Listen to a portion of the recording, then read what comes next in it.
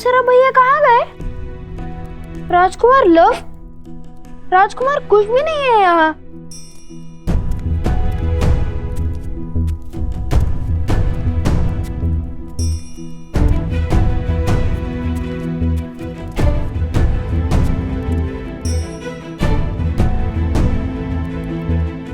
कहाँ गए ये? मुझे सताने में क्या आनंद आता है सबको। माता!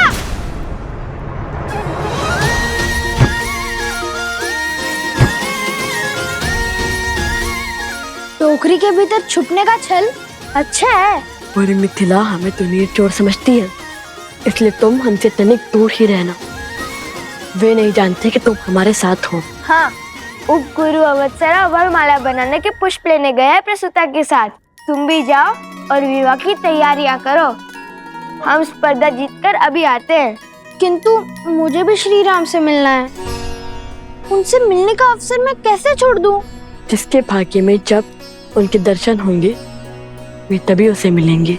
हाँ, किंतु ठीक है, चलो, किंतु अपनी टोकरी की व्यवस्था स्वयं कर लेना।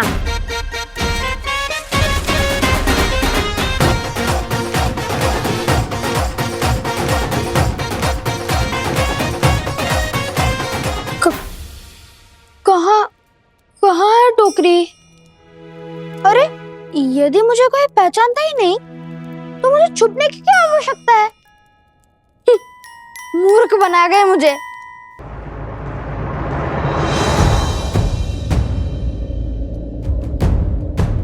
कुश, वरमाला भी ठीक थी।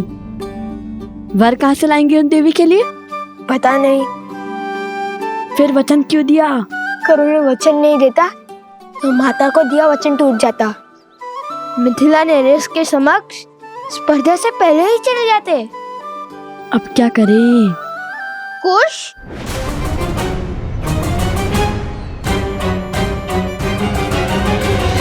सैनिक थोड़ी ही ना हमारा नाम जानते हैं।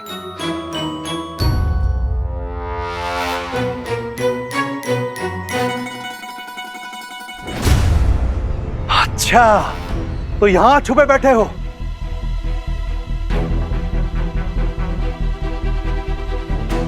तो अकेले नहीं हो, पूरा का पूरा चोरों का दल है। अरे, कैसा दल? भागो!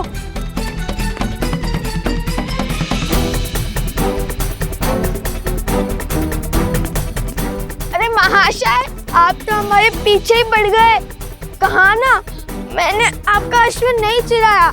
मैंने आपके अश्व से अनुमति मांग ली थी। उसने हाँ में सर भी हिलाया।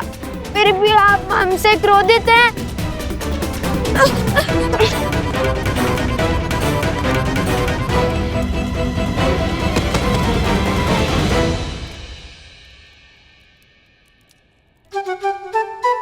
तुमने उचित नहीं किया कुश।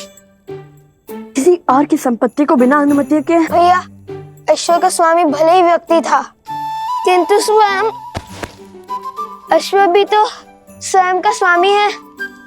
मैंने उससे पूछा था और उसने हाँ में सर भी हिलाया था।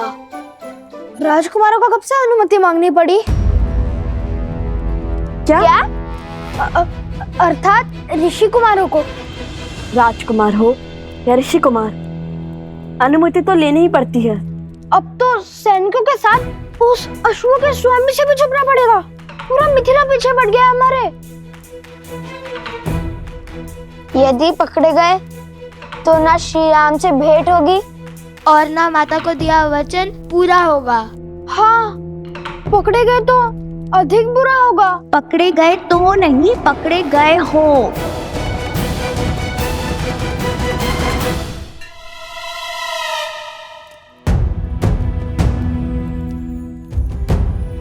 देवी, आप यहाँ कैसे? मिथिला वासी हूँ, चप्पा चप्पा के आते छिपने का।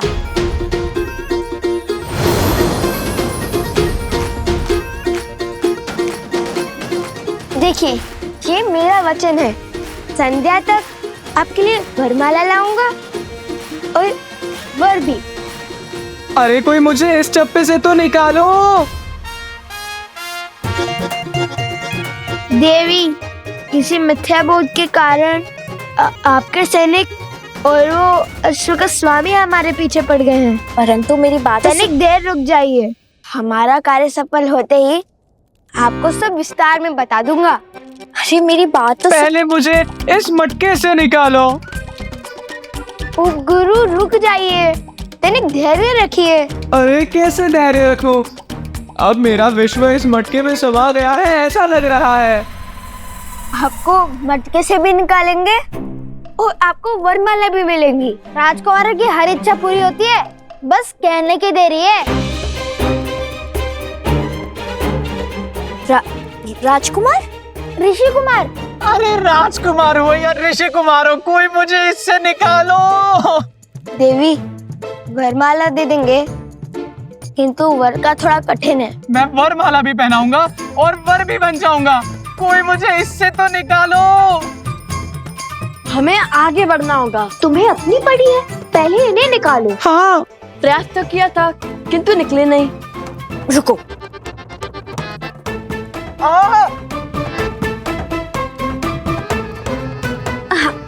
अच्छा बैठो बैठो।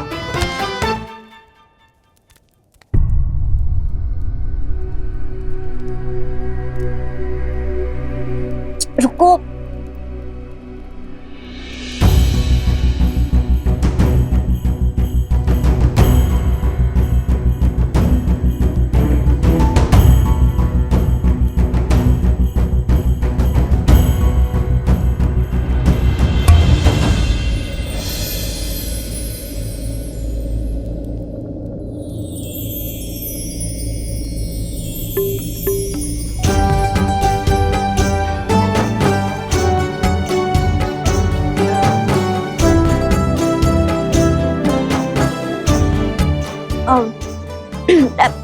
ऐसे क्या देख रहे हो? क्या मैं राक्षसी लग रही हूँ? अरे नहीं नहीं, ऐसी बात नहीं है। तो फिर कैसी बात है? अरे लज्जा आ रही है इन्हें, वो कभी इतनी सुंदर स्त्री देखी नहीं है ना। उन्होंने स्वयं कहा था वर भी है और वरमाला भी पहनाएंगे। यदि आप वरमाला पहनाएंगी तो मना नहीं करेंगे, है ना गुरु? तो क्या विचार है आपका गुरु? मिल गए। वर्णन जो दिया था उसके अनुसार यही वो चोर है। ले चलो इन्हें महाराज के पास।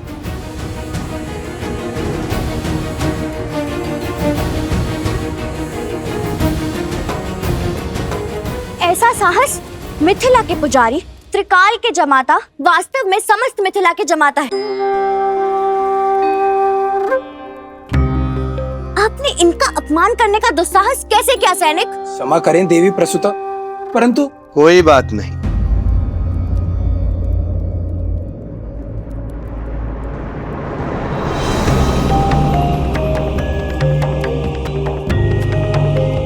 पिताश्री,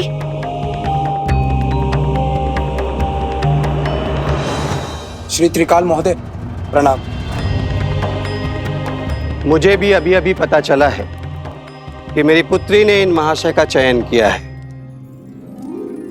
शीघ्र विवाह संपन्न होगा।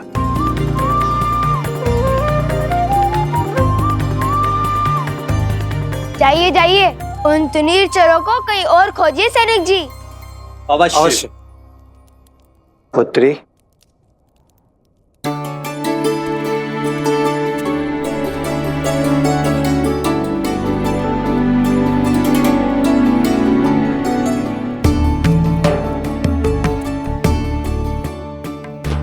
मैं अगस्त गोत्र का शिव उपासक त्रिकाल शरण शर्मा हूं।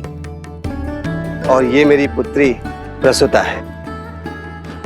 आप हमारे आवास पर अतिथि होकर पधारिए महाशय, और अपना परिचय दीजिए।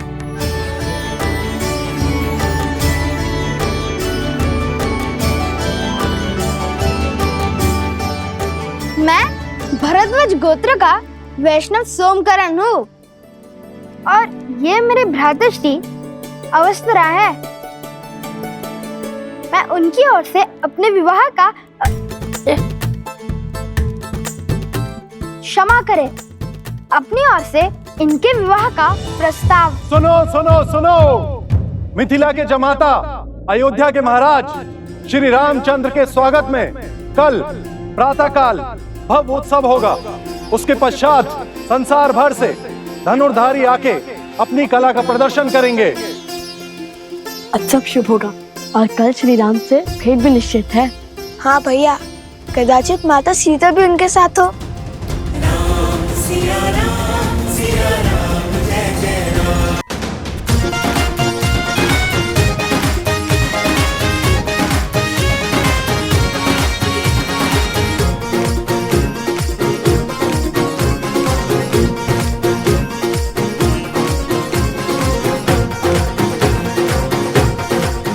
अरे चलो चलो शीघ्र चलो, प्रतिस्पर्धा आरंभ होने वाली है। हाँ हाँ, चलो मित्रों, शीघ्रता करो नहीं तो विलंब हो जाएगा। चलो जल्दी चलो।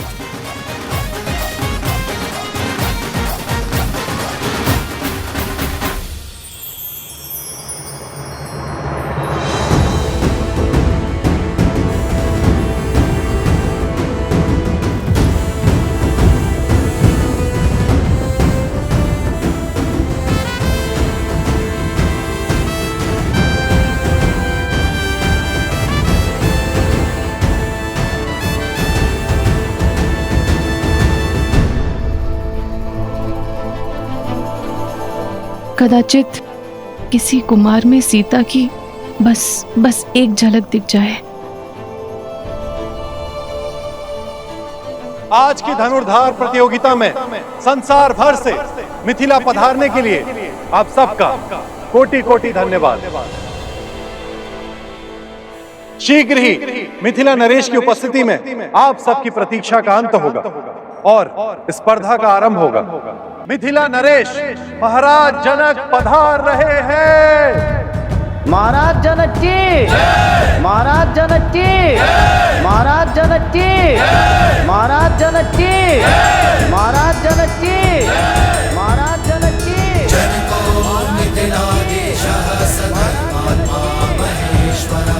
ज्ञानी च तपसा युक्तो धीरः शौर्य समन्वितः दिव्य ज्ञान विभूषितः सिद्धि संपन्न एव च विदेहेश्वर दुर्लभो लोकेष्वपि सुदुर्लभः। और आज महाराज जनक के साथ ही मिथिला की पावन धरा पर मिथिला के जमाता, रावण के मर्दक, कौशल नरेश, धर्मपरायण, मर्यादा पुरुषोत्तम श्री राम के पग पड़ रहे हैं। मर्यादा पुरुषोत्तम श्री राम की शैन।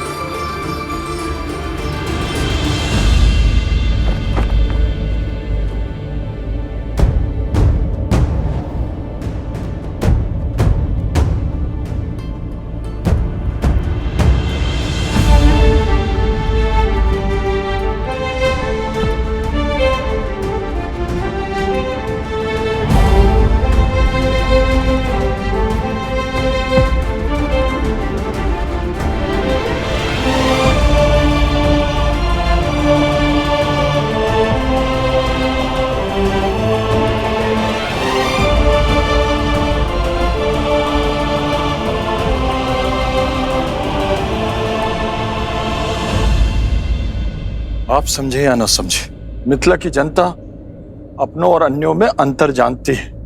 यही तो दुख है कुशाध्वज।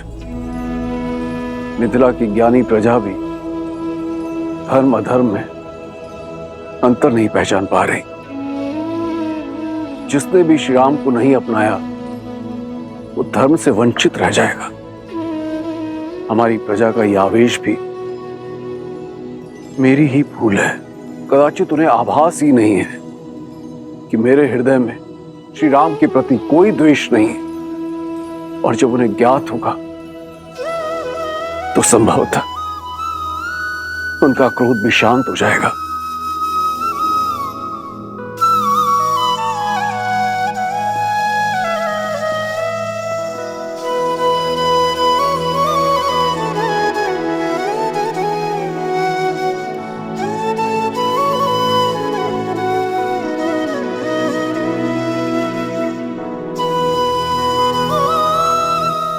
अयोध्या नरेश, मिथिला के जमाता सियावर रामचंद्र की।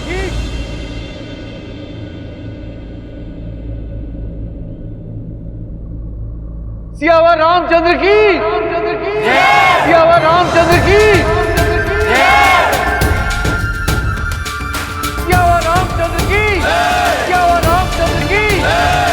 रामचंद्र की। सियावर रामचंद्र की। सियावर रामचंद्र की। सियावर रामचंद्र की।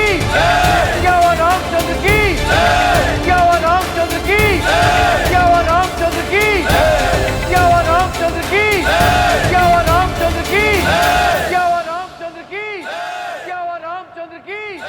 सियावर रामचंद्र की। सियावर रामचंद्र की। लगता है श्री राम मंच पर आ गए। भैया मुझे इन्हें देखना है, शीघ्र चलिए ना। चलो।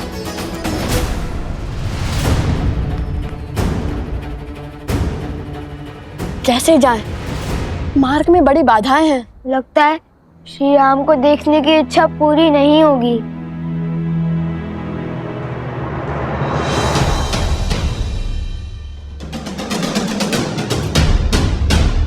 तुम्हारी इच्छा अवश्य पूर्ण होगी कुश। आओ मेरे साथ।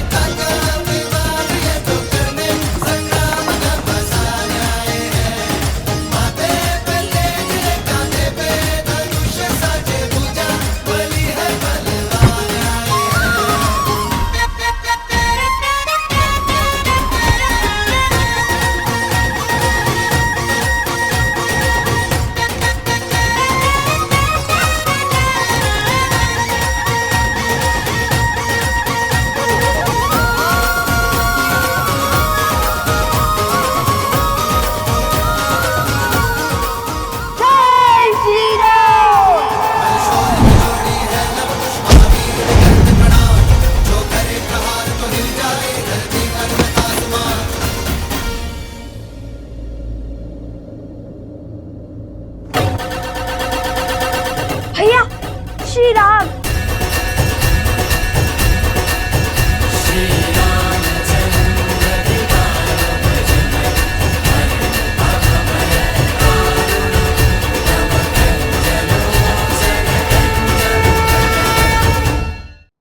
ध्वज के कारण श्री राम के दर्शन नहीं हो पा रहे हैं। भैया इस समस्या का समाधान अभी कर देता हूँ। नहीं कुश, ध्वज राज्य की गरिमा होती है, उनकी भावनाएं उससे जुड़ी होती हैं, और प्रहार तो शत्रुओं के ध्वज पर भी नहीं करना चाहिए कुश। स्मरण है ना माता ने क्या सिखाया था? तन को छल्ली करने से भी अधिक घातक है भावनाओं को तार तार करना। तन के घाव भर जाते हैं, मन के नहीं। हनुमान जी होते तो कितना अच्छा होता। पवन देव से कहकर इस तीव्र वायु को रोक देते। यदि माता ने महाराज जनक से मिलने के लिए मना न किया होता तो दर्शन तो क्या, अभी तक तो भेंट भी हो चुकी होती श्री राम से। किंतु तुमने उचित कहा कुश, पवन देव कहकर इस तीव्र वायु को रोक देते हनुमान जी। हे पवन देव, भक्त को भगवान से रोकना प्यासे को जल से दूर रखने के समान है। हमने भी आपके पुत्र हनुमान जी की भांति श्री राम की अनन्य भक्ति की है। इतने संकट पार कर हम यहाँ आए हैं।